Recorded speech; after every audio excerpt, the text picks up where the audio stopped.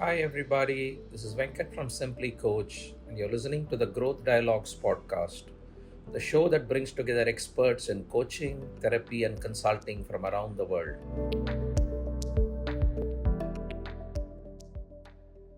Uh, the first thing is when I looked at your profile on LinkedIn, something which caught my eye, as I think will for a lot of our listeners, you call yourself a strategy rebel and a no BS OKR coach. Very intrigued with that, Sarah. What does that mean? Yeah, I just figure it's better for clients to know what they're getting right Mhm. off the bat.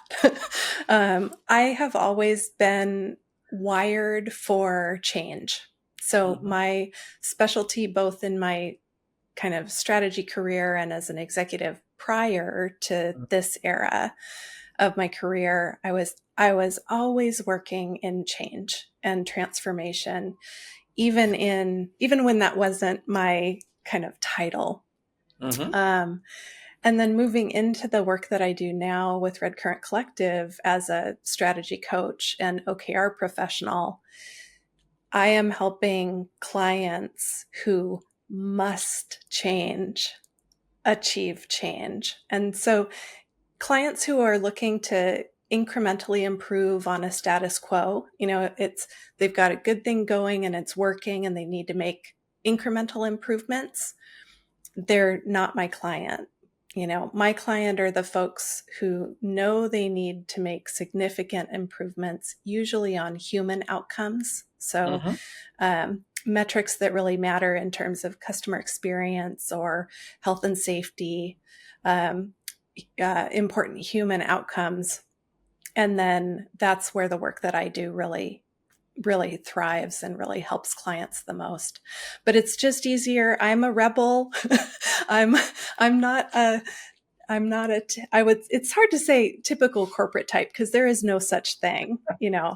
But I am, pretty bold and pretty challenging in a heartfelt way, challenging in ways that are important because we actually have to do better. It's Yeah. not just about talking about change or making numbers look pretty. It's about doing the truthful, challenging, vulnerable work of actually doing better. So, one of the schools of thought in coaching is you sort of do a discovery call and then let the flow happen every fortnight or month and talk to the client, listen to them. And there are coaches who believe that you cannot set targets, you Mhm. cannot set hard numbers, etc. Whereas in your coaching, you're clearly laying it out there. There is objective, there are numbers, there are key results, as you said, very empathetic way.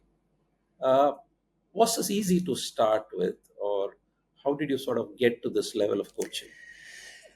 Yeah, I was working with OKRs before I became a coach. So Mm-hmm. I was working in strategy and then as a strategic consultant Mm-hmm. and was using OKRs first in my own executive leadership because they filled a necessary gap for me in Mm-hmm. terms of clarity with being able to align with my leaders for Mm-hmm. clarity, but then also providing my team clarity. Okay. So OKRs were a helpful tool for me in my last phases of my corporate career. Mm-hmm. When I transitioned into consulting, there was just almost instant demand. The minute I talked about OKRs, clients just showed up who needed help with them. So I didn't actually, when I went consulting side, I didn't necessarily intend to become, known as an OKR professional. Um, but there was just so much need. There were clients implementing OKRs and objectives and key results and struggling with implementing them. So folks started to find me. And then I became a coach. I was a little bit of a, it was a little bit of a different path than most people. I didn't decide I wanted to be a coach. I took a job in the OKR industry with the title of OKR coach. And was hired based on my OKR expertise. But once I started getting exposed to coaching, I was like, I think this might be a missing piece of my career. So I did. I'm a non-practicing lawyer, so ethical standards are really important to me. Having a scope of practice is really important to me.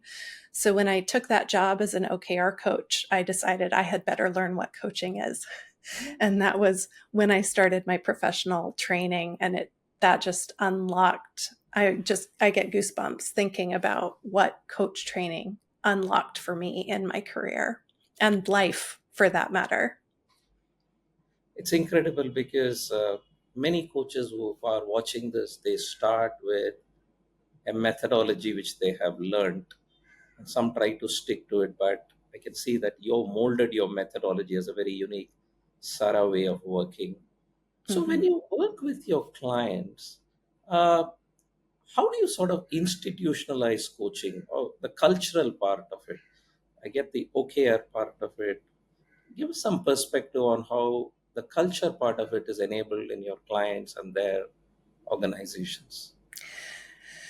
Yeah, it's a really good question. I think partly I am a bit of a chameleon because I can put on the corporate executive, CEO, thought partner Mm-hmm. persona. That's a part of me. And I can also roll up my sleeves, and I'm tattooed, like I'm a rebel. So I can roll up my sleeves and be in the labor with the labor, whoever the labor is in any industry. And so it's a little, that part of it starts there, that I'm able to help client organizations connect those dots together just by modeling that Mm-hmm. that flexibility. But then, and connecting cables that might be disconnected in terms of alignment and clarity. Mm-hmm. So the clients are doing that for themselves. I'm just the coach. I'm just asking the questions. But I ask questions that they might not have been asked before and that they Yeah. might not have answered before, that helps them get to greater alignment. And the cool part about the work with objectives and key results coaching that I do is clients learn it like that. I mean, Mm-hmm. there are clients who will start a meeting or a workshop with zero knowledge of OKRs.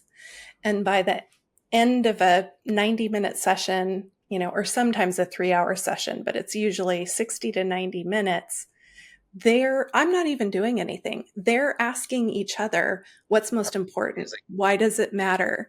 Um, that's an activity, not an outcome. If we do that, then what is the outcome we're aiming for? So people just pick up the coaching questions really quickly.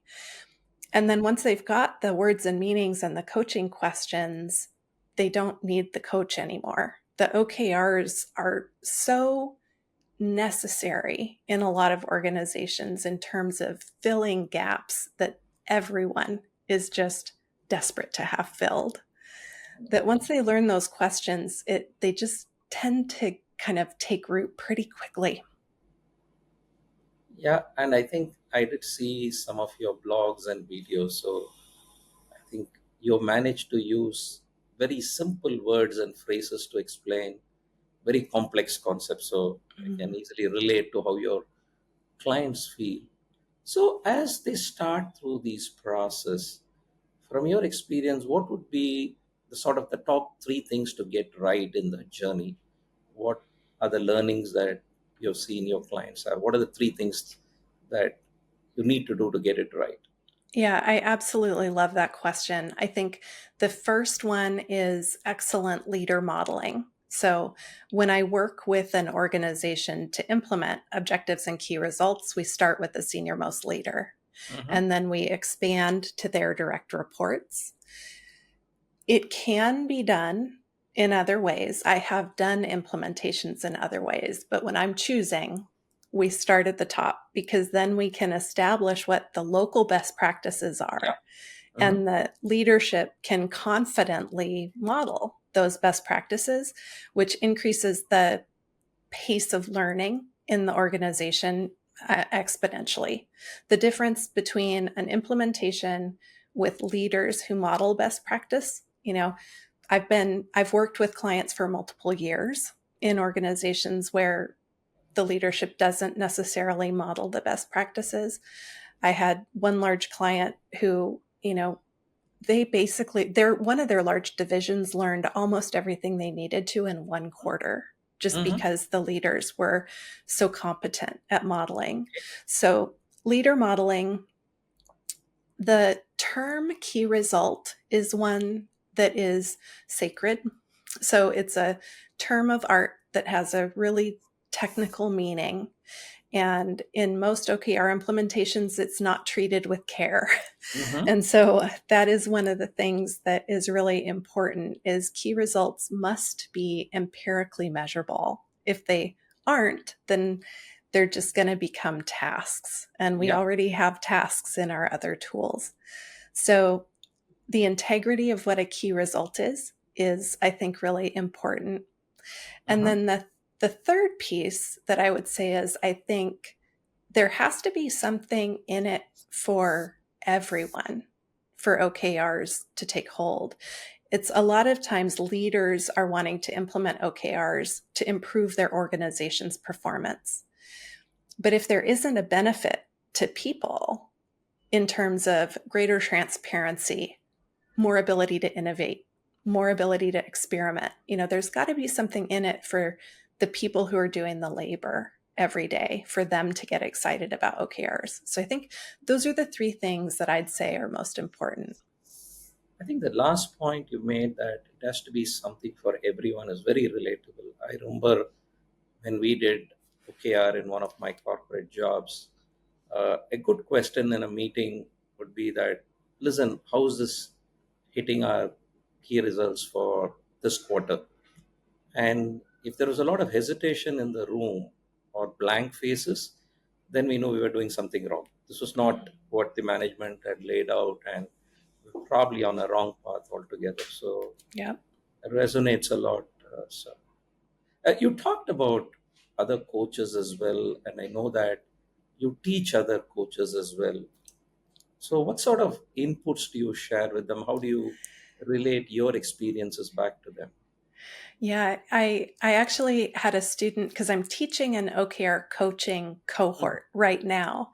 And a lot of my students are experienced coaches. They're coaches who want to learn more about objectives and key results, Mhm. but not all. So my cohorts are mixed. It's some coaches, some non-coaches.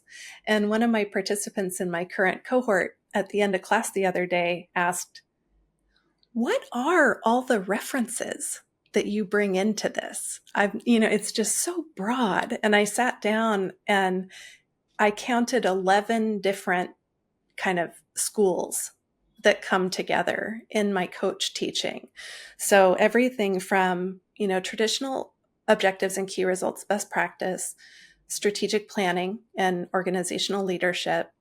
I am also a positive psychology and health and well-being coach. So my formal coach training is in human behavior change and how to support clients through actually creating behavior change for themselves with tapping their intrinsic motivation and motivational interviewing and all of those practices.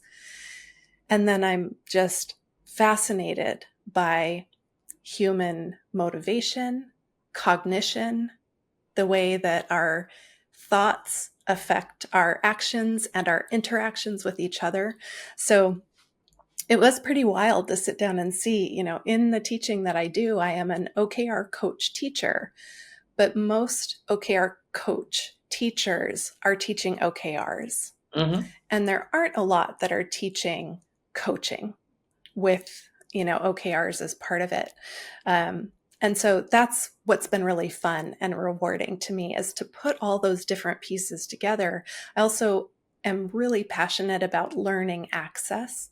So participants in my courses, I have a lot of folks who wind up coming to my classes who are neurodivergent or autistic or have ADHD, or come from, kind of unconventional backgrounds for business coaches. And I'm really proud of students who might not have felt safe in other training environments, or whose learning needs might not have been met in other environments. I just love being able to provide a space where I love working with people to learn. I'm fascinated by how people learn. So I said the other day, if I could do one thing for the rest of my life, it'd be teaching coaches, um, because it's just so rewarding. And coaches are such amazing people to spend our time with, too. It's easy to see why you are so successful. I think one is the fact that you get so much perspectives and made your own methodology, and very gracious of you to share that with other coaches as well. Right? So on a slightly related topic, as you get all of this together over a period of time, how have you seen the use of technology in coaching? What's been your experience? Yeah, I actually wrote a blog post not long ago about the role that generative AI is Mhm. playing in OKR creation. A lot of people are turning to large language models for inspiration on the creation of objectives and key results. I am I'm actually a pretty heavy user of generative AI. I find that those tools help me tailor my communication to others in a more effective way. So I'm a teacher, I'm a storyteller, I'm an explainer, and those tools can help me figure out how to be more concise or how to have my language be more accessible. So I think, that's one of the things that I see is we're already thinking about how to provide multi-language support now that we have the ability to. It's not going to be perfect, but we have more tooling where we can at least generate subtitles and increase global access to information that way. And I have done actually an avatar test where one of the courses I normally teach live and with recorded video of me, and the school that I teach that with did a avatar version of Okay. me to teach the course. And it wasn't ready for prime time yet. Students weren't in love with it. But I do think, these are early days of those experiments. And while I am an artist and a creative, so I am concerned with the IP, the intellectual property implications of it all, I also can't argue with the utility of the tools. And if those tools can help coaching be accessible to more people and even just overcome language barriers, then we can work out the IP concerns, we can work out the licensing and security concerns, I think, with careful platform selection. That's one of the reasons I chose Simply.Coach, is the security of the platform. So we can find ways to take care of those things that might be concerns while leveraging those tools to increase access. Excellent. And I think I like that balance that you've got, because there are some people who have swung to the other extreme on AI, saying that AI can just coach and you Mm. don't need a human. But I love the fact that you're experimenting and you're seeking a balance on that. So, the last one thing which I wanted, I mean, you're very well read, you write a lot as well. Any particular favorite coaching quote that you would like to share with our Ah. listeners? The one that's really been on my mind lately is because I just finished studying for the NBHWC, the Health and Wellbeing Coaching Certification exam here in the States. And one of the quotes that stuck with me from that studying is listen till you don't exist. And it's that's a tough one because as coaches we exist and we have a place and we have a role, but that quote resonated with me because it just reminds me that I am in service of my clients. So I exist, I get to take up space, I have my boundaries, but when I'm in a coaching mode, my role is to help the client think and to help the client understand their thinking. And that quote just helped me find, it sounds boundaryless, but it kind of helped me find a new way to think about the role that I play with clients. Very, very deep, very, very deep, and especially meeting the clients where they are and listening until you don't exist. I'm going to use that quote, Sarah. I'll send you the proper source. I've got it somewhere. Yeah. Thank you very much, Sarah, for being with us today and sharing your experiences. I'm sure a lot of our listeners would learn a lot from this. Thank you very much. Oh, thank you. This is so much fun. Thank you for inviting me. Thank you. Thank you for listening to this episode of Growth Dialogues. Don't forget to subscribe to us wherever you enjoy your podcast.